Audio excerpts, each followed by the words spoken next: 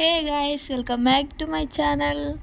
ఈరోజైతే మా ఇంట్లో స్పెషల్ ఎగ్ పులావ్ అనమాట. ప్రాసెస్ చెప్పేస్తాను చూడండి. ఫస్ట్ అయితే తాలింపు వేసుకోవాలి. ఇంకా తాలింపు వేగిన తర్వాత ఉల్లిపాయలు అయితే సన్నగా కట్ చేసుకొని వేసుకోవాలన్నమాట. అవి కొంచెం మగ్గడానికి ఉప్పు పసుపు వేసుకుంటున్నాను, త్వరగా మగ్గుతాయని చెప్పి. చాలా సన్నగా కట్ చేసుకోవాలి ఉల్లిపాయలు. ఇంకా అవి వేగిన తర్వాత చాలాసేపు మగ్గనివ్వాలి. గోల్డెన్ బ్రౌన్ కలర్ వచ్చేంత వరకు మగ్గనివ్వాలి.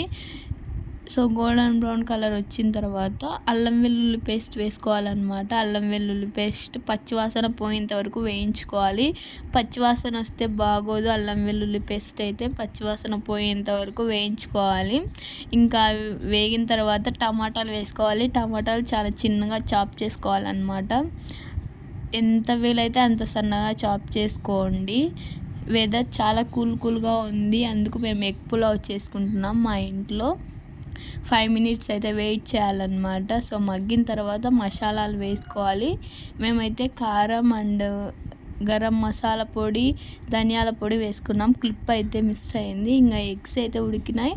ఇంకా కట్స్ పెట్టేసుకొని ఎగ్స్ అయితే వేసుకోవాలన్నమాట. కట్స్ పెట్టుకోండి, లేకపోతే బాగోవు ఎగ్స్ అయితే.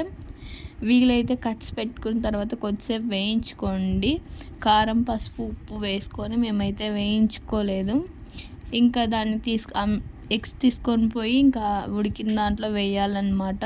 మేము 7 ఎగ్స్తో చేసుకుంటున్నాము. మీ క్వాంటిటీని బట్టి వేసుకోండి మసాలాలు.